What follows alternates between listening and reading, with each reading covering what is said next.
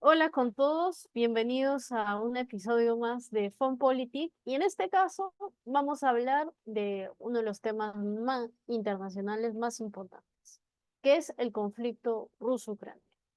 Y bueno, pues, ¿qué es lo que ha pasado en el frente hoy día? Pues hoy que es miércoles 7 de febrero, han habido ataques aéreos rusos, de misiles balísticos de crucero, drones tipo Shahed, contra tres ciudades importantes de Ucrania, incluido la capital, Kiev, Mykolaiv.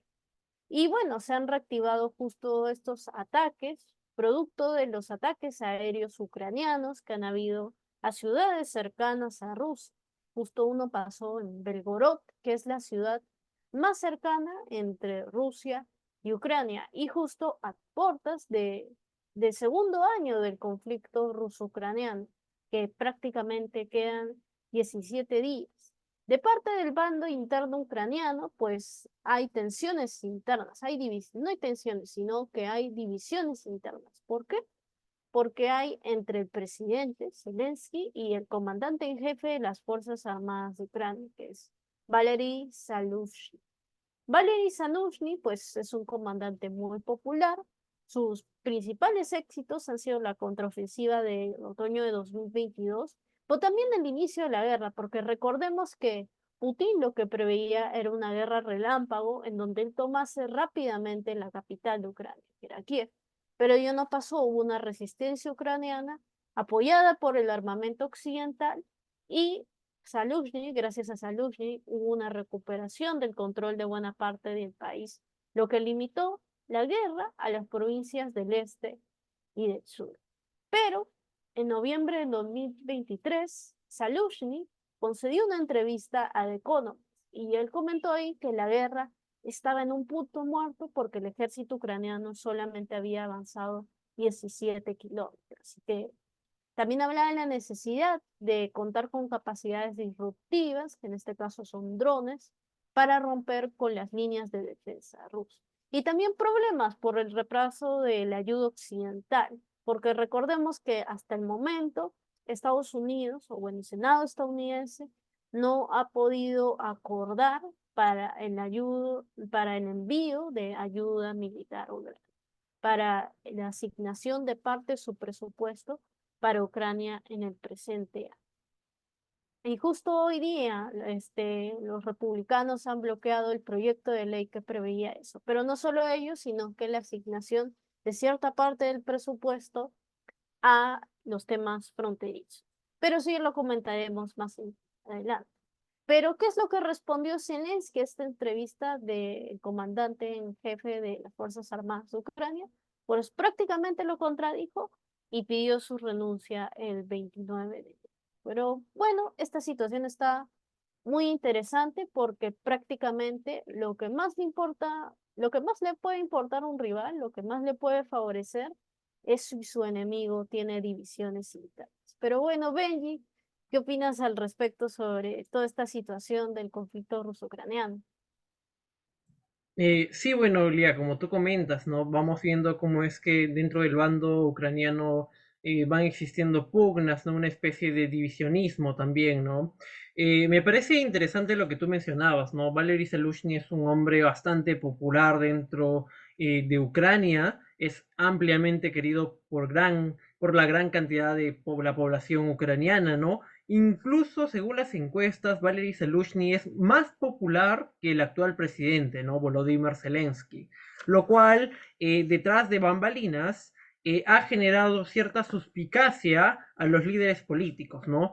Algunos sospechan que existen ambiciones políticas por parte del comandante Valery Zelensky, ¿no? Teniendo en cuenta también que Ucrania se encuentra a puertas de las elecciones que si bien no han sido convocadas por el presidente con la excusa de que se encuentran en un estado de guerra.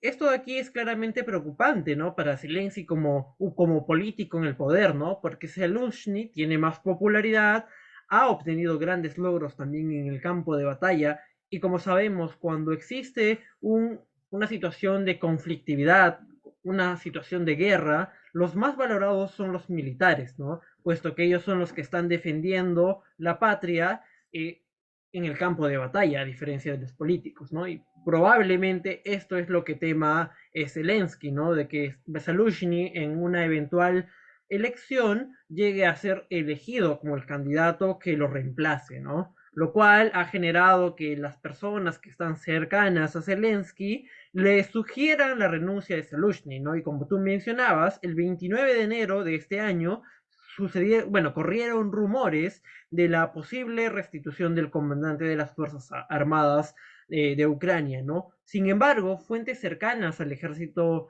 ucraniano claramente han comprobado de que sí existe justamente esta intención de reemplazar a Zaluzhny, ¿no? Aunque no dijeron reemplazar directamente, ¿no? Dijeron que iba a haber una reorganización dentro del ejército ucraniano ante la situación del fracaso de la contraofensiva, ¿no? Que poco a poco ya va aceptando también el propio presidente ucraniano, ¿no?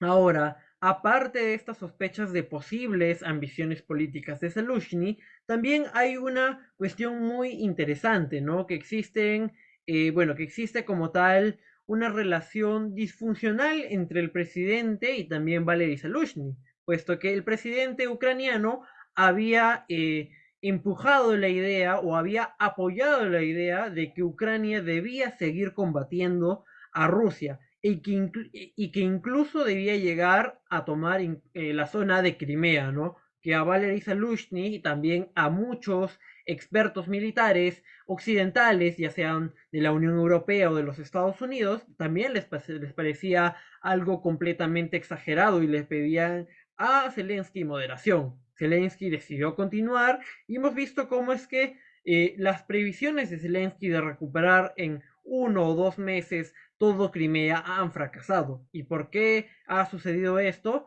Primero porque el ejército ruso ya se encontraba preparado, había estado excavando trincheras, había colocado picas dragón para evitar el paso de los tanques dentro del campo de batalla y había creado una amplia red de defensa en todo el territorio controlado por ellos. Entonces, eso generó e imposibilitó también que el ejército ucraniano pueda avanzar. Sumado a ello, también es importante recordar cómo es que una represa importante en el río Dnipro, cortó las comunicaciones o inundó gran parte del territorio que el ejército ucraniano debía utilizar para llegar al otro lado del río Dnipro controlado por el ejército ruso, ¿no? Lo cual generó también una ineficiencia en cuanto al avance del ejército ucraniano, ¿no? Es decir, existe una amplia cantidad de factores que imposibilitaron que el ejército ucraniano pueda realmente llevar a cabo su contraofensiva. Zaluzhny lo que proponía y se oponía claramente a las medidas de Zelensky era que debían concentrarse en ciertas zonas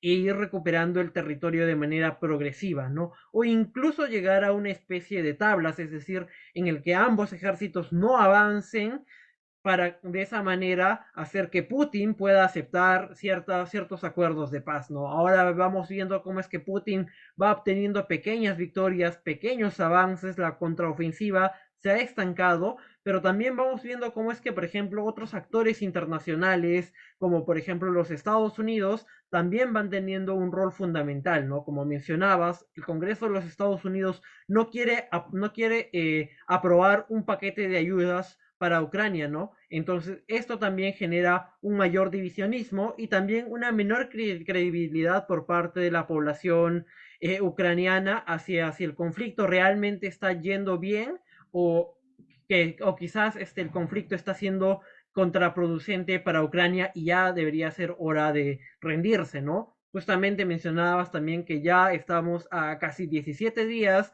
de que se cumple el segundo aniversario de este conflicto, ¿no? Entonces da mucho que decir toda esta situación que está pasando dentro de Ucrania, ¿no? Sí, justamente es interesante y justo como también el ejército ruso, a partir de la eliminación del grupo Wagner, pudo salir más unificado de ello. Y también en Rusia es un tema importante las elecciones, porque en marzo de este año se van a celebrar justamente. Y bueno, en este caso es probable, bueno, es una realidad que Vladimir Putin probablemente vaya a ganar. Y Si es que este se da el caso, y si cumple su mandato completo de 6 años, habrá estado en el poder durante 30 años, lo cual es algo que no se veía en Rusia, esa cantidad de tiempo desde hace mucho.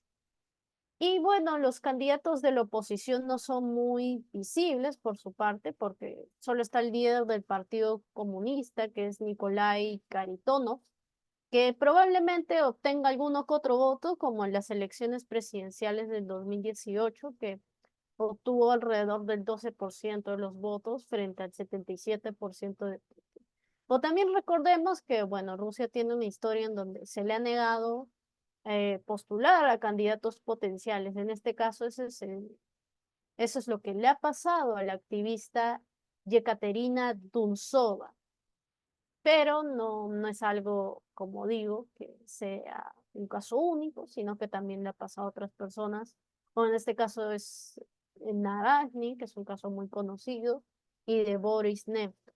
Y prácticamente desde que llegó al poder Putin, lo que ha hecho es desarrollar una red de vínculos, de patrocinio, que involucran a personas con distintos niveles de poder, sea a nivel económico, en el caso de los oligarcas, líderes militares, y prácticamente ellos dependen de sus posiciones de liderazgo, del hecho de que Putin esté en el poder. Y esa es la importancia de Putin prácticamente, haciendo un análisis del sistema ruso, porque prácticamente el aparato económico de los oligarcas se nutre del hecho de que Putin sea con su mandato. Y por ello también es importante. Y por ello también resultó más unificado tras la eliminación del grupo Wagner, porque ese era un peligro no solo para las divisiones internas del ejército ruso, sino también que era un peligro para el propio sistema que ya se ha construido en Rusia del poder.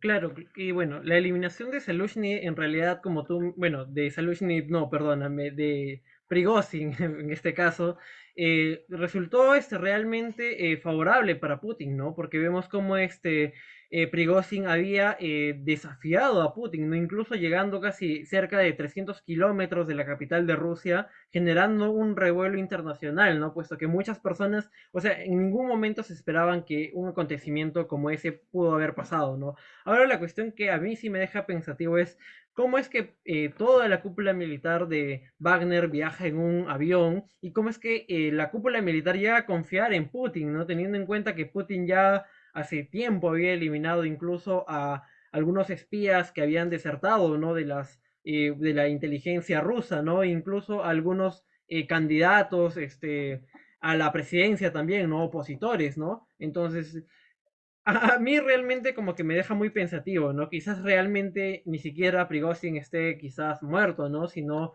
simplemente haya decidido dar un paso atrás, retirarse y generar toda esta estratagema, ¿no? En la cual confundían un tanto a Occidente y ya de paso los retiraban, ¿no? A estas personas, ¿no? Pero bueno, eso de ahí es más una suposición, ¿no?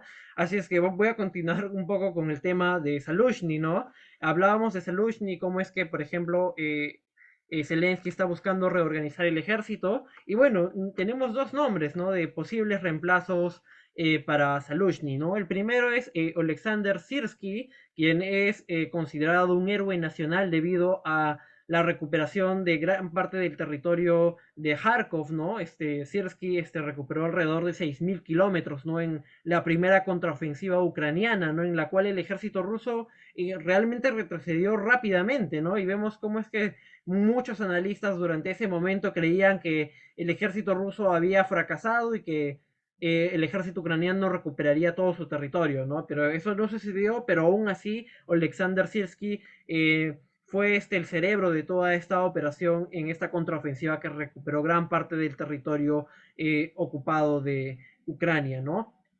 Bueno, comandante como tal, si bien ha logrado todas estas hazañas, lo malo es que no es muy querido por las tropas, ¿no? Lo cual podría influir negativamente, ¿no? Porque se conoce a personaje, ¿no? Como un personaje duro quiere que las tropas estén en el campo de batalla combatiendo, es quizás menos condescendiente con las tropas a las que comanda, ¿no? Entonces, esto de aquí también podría generar una amplia división dentro del personal militar que se encuentra combatiendo, ¿no? Y no solamente porque, por ejemplo, están en la guerra y pues no quieren que los manden como carne de cañón, sino también porque ya están cansados de seguir combatiendo, ¿no? Son 2 años de guerra y muchos de ellos no han descansado durante estos 2 años, ¿no? Vamos viendo también cómo es que las pérdidas del ejército ucraniano son amplias, ¿no? Si bien Rusia ha perdido tropas, Ucrania también ha perdido tropas, pero si lo llevamos a un punto de vista comparativo,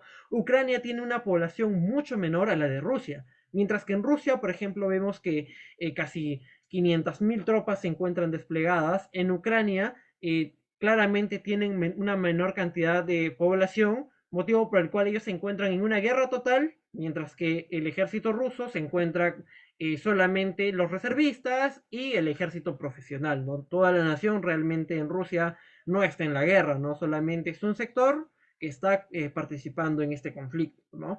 Ahora, con respecto a la segunda figura es Kirilo Budanov. Él es el jefe de la inteligencia militar de Ucrania, ¿no? Muchos lo voceaban, sin embargo, existen ciertos factores que nos dirían que no sería el reemplazo de Salushny, ¿no? Primero, su edad apenas tiene 38 años, y segundo es que las estrategias que él utiliza en el campo de batalla son poco tradicionales, ¿no? Muchas veces son muy arriesgadas, son estrategias nuevas, y se desconfía mucho de sus capacidades para comandar una gran cantidad de tropas, ¿no? Como las que realiza Salushny, ¿no? En ese punto, voy a también comentar un poco acerca de la cuestión histórica y vamos viendo cómo es que Salushny no sería quizás el único militar retirado de su puesto, ¿no? Sino también, por ejemplo, tenemos a otras figuras como MacArthur, ¿no? Durante la era Truman, ¿no? En plena guerra de Corea vemos cómo es que se lo retira del mando cuando MacArthur hace un comentario de lanzar bombas atómicas a China, ¿no? Teniendo en cuenta cómo es que los chinos estaban apoyando a los coreanos del norte para recuperar su territorio. Eso provocó la ira de MacArthur y se destituyó, bueno, la ira de Truman, mejor dicho, y se destituyó a MacArthur, ¿no? De el frente de la guerra en Corea, ¿no? Incluso MacArthur era una figura ampliamente valorada, ¿no? Porque se creía que él iba a ser uno de los nominados al Partido Republicano, ¿no? Entonces vamos viendo cómo es que un militar de suma trascendencia como MacArthur fue retirado. Otro general también, otro comandante, mejor dicho, es el general McChrystal, ¿no? Quien era comandante en jefe de las tropas estadounidenses en Afganistán. Este comandante fue retirado por parte de la administración de Obama cuando se lograron identificar ciertos comentarios despectivos con respecto, bueno, que realizaba justamente este comandante en contra del presidente Obama, ¿no? Tras salir en la revista Rolling Stones, ¿no? Entonces vamos viendo cómo es que existen ciertos escenarios en los cuales claramente los políticos deciden retirar por diversas situaciones a los militares, ¿no? Y claramente, como sabemos, el poder político es el que controla al poder militar, porque éste se encuentra sujeto a las decisiones de la política, ¿no? Y bueno, eso sería todo por mi parte, Lidia. No sé si es que tienes algo más por abordar. Claro, sobre ese tema justamente es interesante, pero desde el punto de vista de la toma de decisiones, yo la abordaría porque si bien por parte del ejército ruso y ucraniano están, bueno, se ha visto de parte del ucraniano se está viendo la reorganización de ciertos puestos de mando. Y de parte del ruso, pues se reorganizó completamente tras, bueno, pues este evento con el grupo Wagner. Y lo que yo me pregunto es que si toda la toma de decisiones, ahora todos los mandos tienen que permanecer fielmente leales al líder, si realmente será más efectivo o no, si toda la toma de decisiones se basa solamente en el líder o si en algo disminuirá la efectividad del ejército por ello.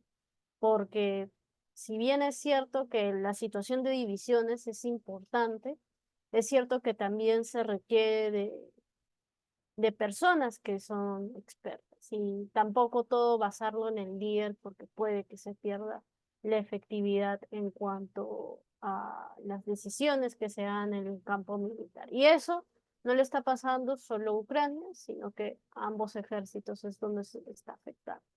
Pero hablando sobre ello, también quisiera tocar el tema que ha pasado hoy día en cuanto en Estados Unidos, porque los republicanos han bloqueado un acuerdo fronterizo bipartidista, pero que también incluía el paquete de ayuda exterior para Ucrania e Israel.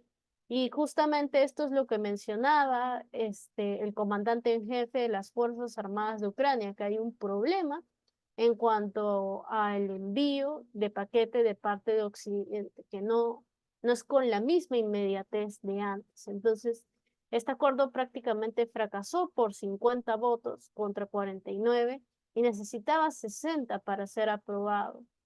Y prácticamente esto se ha disminuido el apoyo a este proyecto de ley por el tema de la inmigración, porque si bien todo este paquete incluía unos 20.000 millones de dólares de financiación para la frontera entre Estados Unidos y México, a partir de una semana en específico fue cayendo el voto, porque Trump, que bueno, es el líder del Partido Republicano y es el candidato que probablemente gane las primarias, probablemente sea el candidato republicano para estas elecciones, instó su partido a rechazar el acuerdo. Incluso antes, el líder de los republicanos en el Senado, que es Mitch McConnell, había respaldado antes el proyecto, pero a mediados de esta semana, a principio, cambió de opinión rotundamente. Y lo mismo pasó con el presidente republicano de la Cámara de Representantes, que es Mike Johnson, porque cuando empezó a perder apoyo de parte del Partido Republicano, pues prácticamente lo que dijeron es que el proyecto de ley era una pérdida de tiempo sin ni siquiera haberse presentado. Entonces, esto una vez más demuestra que que ahora hay más dificultades en el paquete de ayuda exterior a casi 2 años del inicio del conflicto ruso-ucraniano.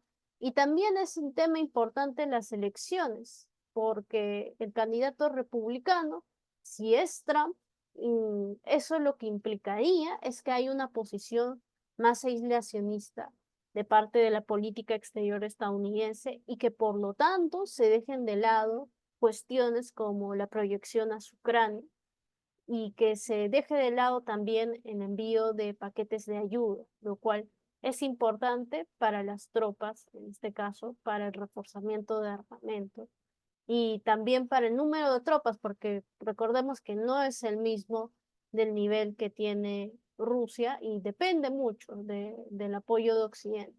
Pero por la parte de la Unión Europea, por ejemplo, ya han cerrado el acuerdo por el cual le enviaron ayuda este, ¿cómo se llama?, a Ucrania.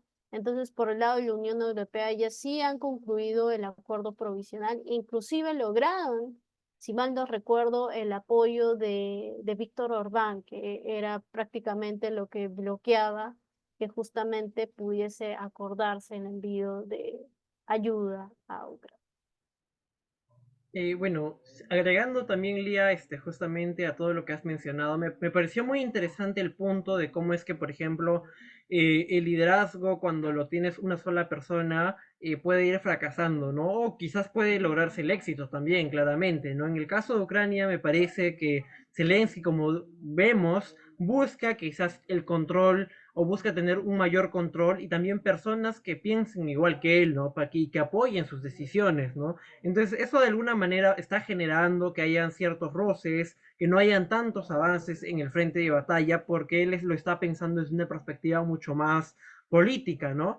¿Qué consigo qué consigo impulsando esta idea, ¿no? O qué consigo con respecto a este plan, ¿no? Entonces vamos viendo cómo es que en el caso ucraniano probablemente este acaparamiento del poder por parte de Zelensky esté siendo contraproducente, ¿no? No solamente a nivel militar, sino también va debilitando la percepción de los países de la Unión Europea con respecto a Ucrania, ¿no? Ahora, por ejemplo, a diferencia, ¿cómo se llama? De Zelensky, Putin, o sea, tiene una amplia experiencia, ¿no? Él ha sido ex agente de la KGB, lleva gobernando Rusia por casi 20 años consecutivamente, ¿no? Entonces tiene una amplia experiencia y probablemente, o sea, el que tenga el control no implica que no sepa cómo vaya a dirigir el ejército, ¿no? Porque nótese cómo es que Putin sí ha tenido experiencia en combate también, por ejemplo, dirigiendo dos conflictos anteriores, ¿no? La guerra en Georgia y también otro conflicto que no recuerdo muy bien, no sé si es que tú sí lo recuerdas. Mm, me parece que no, va, pero va ahí el punto, vamos a buscar justamente ese datito y lo vamos a colocar en las descripciones del video, pero continuando, ¿no? Justamente con el análisis también, vamos viendo cómo es que los Estados Unidos, ¿no? Va jugando también un papel mucho más fundamental, ¿no? Estados Unidos se va metiendo más dentro de sus propias elecciones, van viendo también los propios candidatos, los propios congresistas, qué es lo que realmente me importa porque ya se vienen las elecciones, ¿no? Ahora, por ejemplo, vemos cómo es que Trump está influyendo para que las decisiones dentro de Estados Unidos se centren principalmente en el tema de la migración, ¿no? Ahora, ¿qué nos espera quizás ante un eventual gobierno de Trump? Esa es una gran pregunta, ¿no? Muchos dicen que probablemente Estados Unidos nuevamente se vuelva a aislar, ¿no? Yo creo que la situación ha cambiado con respecto a cuando Trump asumió el poder. Ahí está, gracias, Lía. Sí, era Chechenia, nos referíamos a Chechenia, ¿no? Entonces, Putin había tenido experiencia no solamente en Georgia, sino también en Chechenia, ¿no? Continuando, ¿no? Con la cuestión de las elecciones en los Estados Unidos, vamos viendo, ¿no? Cómo es que estas elecciones están siendo muy importantes a nivel de qué pasa con respecto al resto del mundo, ¿no? Ahora, Trump probablemente yo creo que se vaya a adaptar, no creo que vaya a ser tan aislacionista como lo fue en el pasado, sino que va a buscar quizás estrechar un poquito más los lazos con la Unión Europea y sus aliados, ¿no? Obviamente que no de la manera que lo está haciendo Joe Biden, ¿no? Joe Biden está al costado, está abrazando a los europeos, está en el Asia también, ¿cómo se llama? Defendiendo a Filipinas, ¿no? De los avances, del ejército chino, ¿no? La armada china, vamos viendo cómo es que se ha expandido cuantiosamente por el mar de China, ¿no? Situación que no creo que llegue a pasar con Trump, pero de alguna manera va a seguir manteniendo su presencia con los países de la Unión Europea, ¿no? Ahora, con respecto a su apoyo, creo que esto sí es sumamente importante, ¿no? Trump muchas veces ha dicho que Ucrania está muy lejos de los Estados Unidos y lo que debería preocuparlos los estadounidenses es realmente lo que sucede dentro de sus fronteras, ¿no? Y también dentro de del que se le conoce como patio trasero, ¿no? Donde China se le está infiltrando, ¿no? Vamos viendo cómo es que China es el principal socio comercial de la gran mayoría de países de América Latina, claramente separando de la ecuación a México, ¿no? Entonces, esa sería como que mi contribución final y bueno, con eso me despediría, Lía. Claro, sí, justamente porque todos estos frentes que Estados Unidos está teniendo, justo como tú decías, le están impidiendo centrarse realmente en su principal preocupación geopolítica, que en este caso es su rivalidad con China. Y bueno, también eso sería todo por mi parte. Si les gustó el video, suscríbanse, denle like, sugiéranos en los comentarios qué otros temas nosotros podíamos tocar. Y bueno, estén atentos para más videos, era esta, y para la próxima semana. Un gusto y hasta luego a todos.